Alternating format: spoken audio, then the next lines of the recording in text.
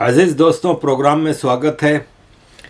अजीज़ दोस्तों, global crisis बहुत ज़्यादा बढ़ता जा रहा है। Iran Israel war any time शुरू हो सकती है। ईरान इज़राइल पे आने से पहले मैं उदय कोटक साहब की एक ट्वीट आपके सामने रखता हूँ। उदय कोटक साहब कोटक महिंद्रा बैंक के फाउंडर हैं। उन्होंने ये ट्वीट की है कि अमेरिका का इन्फ्लेशन बहुत ज़्यादा है, हायर देन एक्सपेक्टेड, और अमेरिका का इस वक्त कोई चेंज होना इन्फ्लेशन का नज़र नहीं आता। ख़ास तौर पे प्रेसिडेंशियल इलेक्शन करीब आते जा रहे हैं और ये बढ़ेगा। ब्रेंट ऑयल $90 का है, रेट्स हायर होते जा रहे हैं और इंडिया समेत पूरी दुनिया के लिए मुश्किलात हैं। ऐसे में चाइना की इकोनॉमी का बम फटेगा तो आप तैयार रहें, पूरी दुनिया एक मुश्किल वक्त के लिए। चाइना पे आगे मुझे वक्त मिला तो मैं इसी वीडियो में बात करूंगा थोड़ी सी। अभी सिचुएशन ये है कि वॉल स्ट्रीट जर्नल ने इज़राइल के डिफेंस मिनिस्टर के रेफरेंस से ये बताया है कि इज़राइल ने पूरी तैयारी कर ली है कि ईरान अगले 48 घंटे में हमला कर सकता है। 24 से 48 घंटे में ईरान हमला करेगा इज़राइल पे, जबकि ईरान की लीडरशिप ने अभी तक इस पे चुप साधी है। वो अपने प्लान नहीं बता रहे कि आया वो 24 से 48 घंटे में अटैक करेगा कि नहीं। मैथ्यू मिलर नहीं, अमेरिका के वाइट हाउस के स्पोक्स पर्सन जो हैं, उन्होंने कहा है कि ईरान का जो बदला लेने का अटैक है इज़राइल के ऊपर, वो तो होगा है और बहुत जल्द होगा। लेट्स सी क्या होता है। इसी तरह एक और रिपोर्ट में एक डिफेंस एनालिस्ट हैं, farmer senior DOD security policy analyst हैं, माइकल मालूफ। उन्होंने कहा है कि बिन्यामिन नेतन्याहू ने जानबूझ के ईरान की एम्बेसी जो सीरिया में है उस पर अटैक करके ईरान के जनरल्स को मार दिया इसलिए कि बिन्यामिन नेतन्याहू इस वक्त एक बंद गली में फंसा हुआ है और वो ना तो गज़ा का मामला ऐसे ही छोड़ के बाहर आ सकता है क्योंकि हमास ख़त्म हुई नहीं, होस्टेजेस रिलीज़ हुए नहीं, ना वो जंग जारी रखने की पोजीशन में है कि हद से ज़्यादा प्रेशर है। उसके सारे अलाइज उसके ख़िलाफ़ होते जा रहे हैं, यूरोप में, अमेरिका में। तो नेतन्याहू ईरान को घसीटना चाह रहा है इस जंग में। और जाहिर है जब ईरान, देखें, आपको ये बेशक है कि इज़राइल की बहुत पावरफुल फ़ौज है, फलान है, ढुमकान है, लेकिन इज़राइल छोटा है। इज़राइल साइज़ में और पॉपुलेशन में बहुत छोटा है और ये ईरान है। आफ्टर ऑल 30-40 साल का एम्बार्गो बर्दाश्त करके भी आज ईरान और ईरान की जो ड्रोन टेक्नोलॉजी है वो उससे सब खौफज़दा हैं।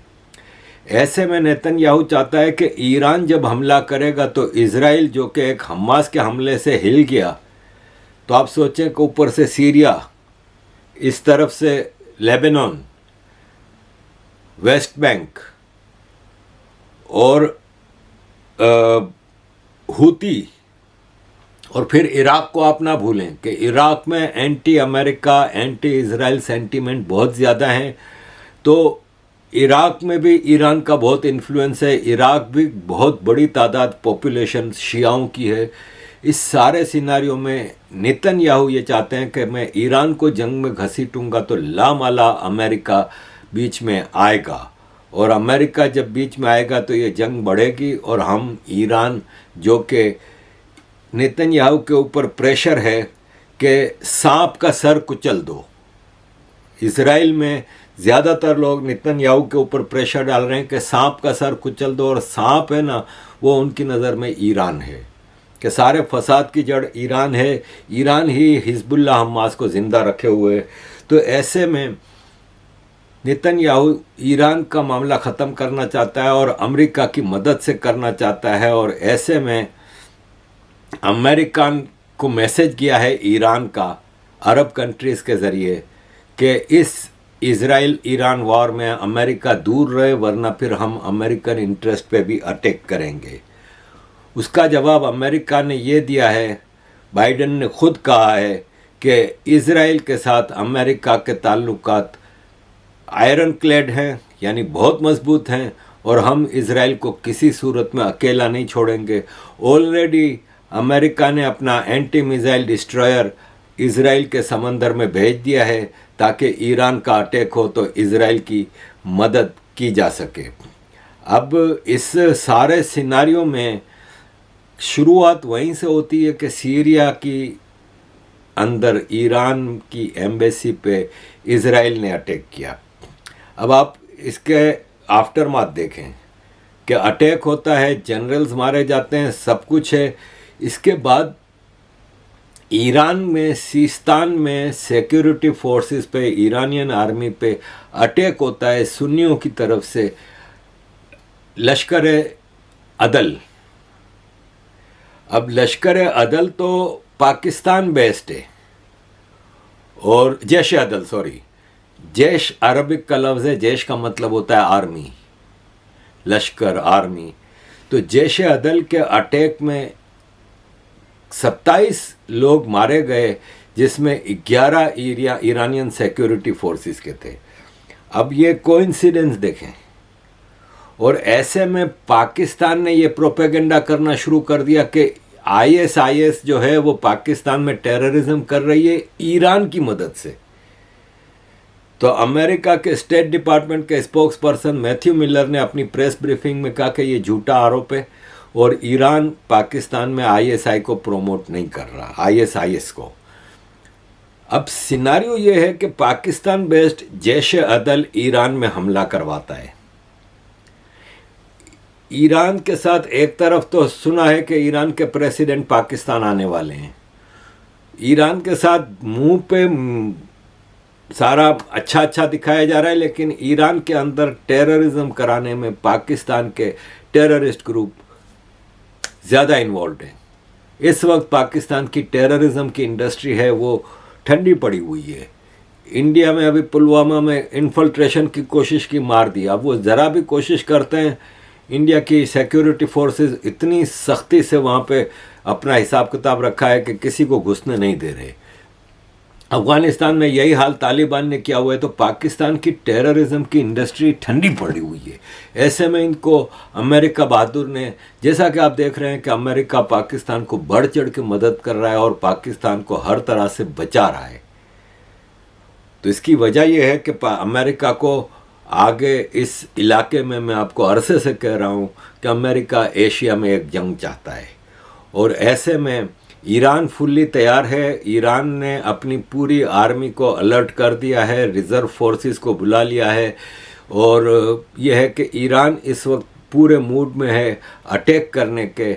ऐसे में ईरान को ये डर है कि इसके ईस्टर्न बॉर्डर यानी पाकिस्तान से कहीं पाकिस्तान टेररिज्म ज़्यादा ना शुरू कर दे, और हो सकता है कि डायरेक्टली भी इन्वॉल्व हो जाए पाकिस्तान के। आफ्टर ऑल पाकिस्तान अमेरिका का गुलाम है, और अमेरिका के कहने पे पाकिस्तान कुछ भी कर सकता है।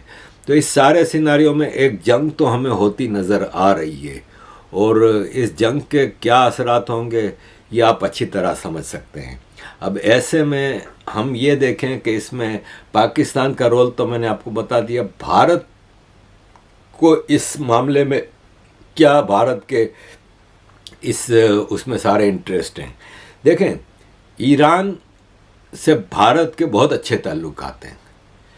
भारत के ईरान के साथ इकोनॉमिकल स्ट्रेटेजिक ताल्लुकात बहुत ही अच्छे हैं। चाबहार पोर्ट भारत को ईरान ने दी हुई है, और हद से ज़्यादा ताल्लुकात गुड फेज़ में हैं।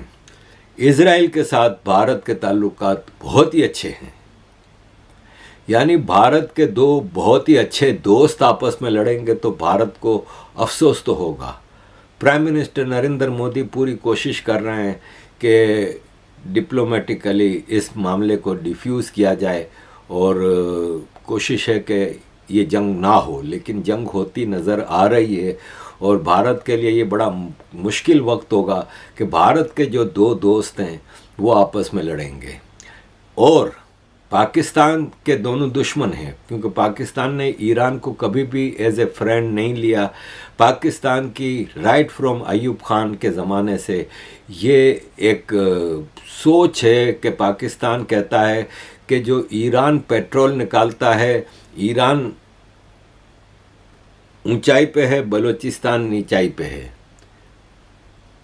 तो अगर ईरान बलूचिस्तान में जो पेट्रोल है अगर हम वो निकालते हैं तो ईरान को वो पेट्रोल नहीं मिलेगा। सॉरी, बलूचिस्तान ऊंचाई पे है, ईरान नीचाई पे है, तो पेट्रोल अगर बलूचिस्तान से निकालना शुरू किया तो वो ईरान की तरफ नहीं जाएगा। ईरान ने हमेशा पाकिस्तान को पेट्रोल एक्सप्लॉइट करने से रोका है और फिर ज़ाहिर बलोचों ने भी इसको रोका है। तो ऐसे में पाकिस्तान ईरान से, और दूसरा पाकिस्तान एक एक्सट्रीमिस्ट सुन्नी सोच वाला मुल्क है और ईरान एक एक्सट्रीमिस्ट शिया सोच वाला मुल्क है। शिया सुन्नियों को काफिर समझते हैं, सुन्नी शिया को काफिर समझते हैं।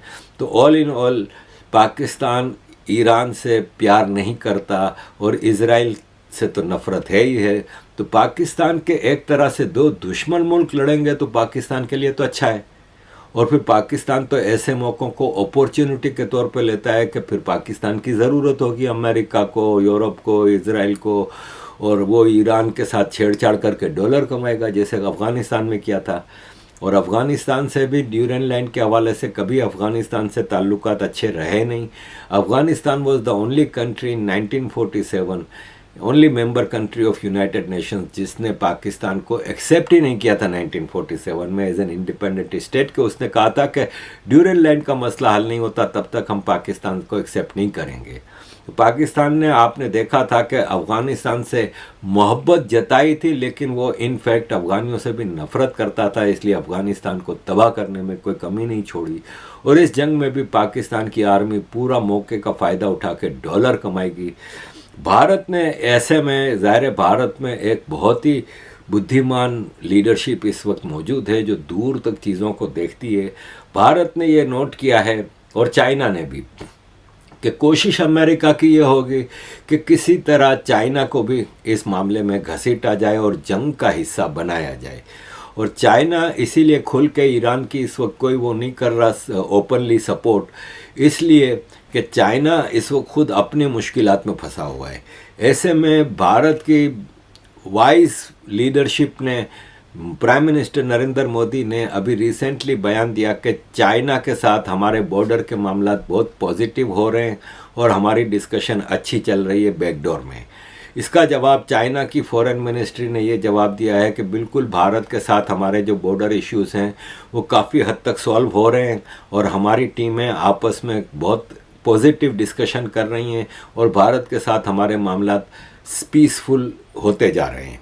तो ये भारत ने भी बहुत अच्छा किया और चाइना भी, कि वो चाहता है, चाइना ये चाहता है कि इस वक्त जंग में ना कूदे। देखें, चाइना की जो रेटिंग है ना, वो फिच जो रेटिंग ऑर्गेनाइजेशन है, उसने चाइना की रेटिंग को, क्रेडिट रेटिंग को नेगेटिव कर दिया है लास्ट बुधवार को। और उन्होंने इसको नेगेटिव कर दिया है कि चाइना की इकोनॉमी का बबल कभी भी फट सकता है। और वाकई चाइना के अंदर काफ़ी इकोनॉमिक इश्यूज़ हैं। ऐसे में चाइना बिल्कुल इस जंग से दूर रहना चाहता है और भारत ने तो हमेशा सारी जंगों से दूर ही रहा है और भारत जंगों में पराई जंगों में कूदने की कोशिश कभी भी नहीं करता। हाँ, भारत के ऊपर जब अटैक होता है तो भारत इसका भरपूर जवाब देने की सलाहियत रखता है। तो अजीज़ दोस्तों, सिचुएशन इज़ वेरी डेंजरस। ऐसे में सबसे ज़्यादा फ़ायदा पाकिस्तान को होता है कि जहाँ कहीं भी जंगें होती हैं, रशिया यूक्रेन वार से पाकिस्तान ने कितने डॉलर कमाए। अभी साजिद तारड़ साहब से इंटरव्यू हो रहा था, इसमें भी उन्होंने बताया कि यूक्रेन को, IMF पाकिस्तान को जो मदद कर रहा है वो इसीलिए कर रहा है कि वो यूक्रेन को हथियार सप्लाई कर रहा है। पाकिस्तान ने यूक्रेन के मामले में भी, कहाँ रशिया यूक्रेन कहाँ है, यूरोप में आता है, वहाँ पे भी हथियार सप्लाई किए। आर्मेनिया अज़रबैजान की जंग में भी पाकिस्तान ने फ़ायदा उठाया। पाकिस्तान का काम ही ऐसा है कि ये भाड़े की फ़ौज दुनिया भर में इस तरह के मामलात में फ़ायदा उठाती है। लेट्स सी अजीज़ दोस्तों, इजराइल ईरान का मामला कहाँ तक जाता है, लेकिन situation is not positive at all. अजीज़ दोस्तों, आपके सामने एक चीज़ रखूँगा कि मेरे सिक्योरिटी मामला बहुत बिगड़ गए हैं यहाँ पे। मैं तो बहुत कम घर से निकलता हूँ, लेकिन बहरहाल निकलता तो पड़ता है। और बच्चे जाते हैं यूनिवर्सिटी कॉलेज वगैरह में, तो मेरा जो घर है वो काफ़ी अंदर करके है। हमारे साथ कोई मेन रोड या कोई चीज़ नहीं लगती। इवन हमारा बस स्टॉप 15-20 मिनट की वॉक पे है, तो बिल्कुल अंदर रेसिडेंशियल एरिया है। और ज़्यादातर हमारी गली में और आगे पीछे की गलियों में सारे गोरे रहते हैं यहाँ पे। और कभी मैंने यहाँ पे किसी पाकिस्तानी को या ऐसे लोगों को नहीं देखा जिस पे आदमी को सस्पिशन हो। लेकिन अभी कुछ अरसे से मैं देख रहा हूँ कि हमारी गली में कुछ लोग घूम फिर रहे होते हैं जो कि नज़र आता है कि सस्पिशियस हैं। और पुलिस से तो हम इसकी मदद ले नहीं सकते, तो मुझे अर्जेंटली अब घर चेंज करना है। और सिचुएशन ये है कि आपको मेरे हालात का पता है, तो इसलिए मैं अब गो फंड की अपील डाल रहा हूँ। और गो फंड से मुझे कुछ लोग मदद कर देंगे तो मैं अपना घर चेंज करके अपने लिए सिक्योरिटी का प्रॉपर इंतज़ाम कर सकूँगा। अजीज़ दोस्तों, गो फंड की अपील आपके सामने मैं रखूँगा। Kindly support it. Thank you very much अजीज़ दोस्तों for all your support. Kindly keep supporting.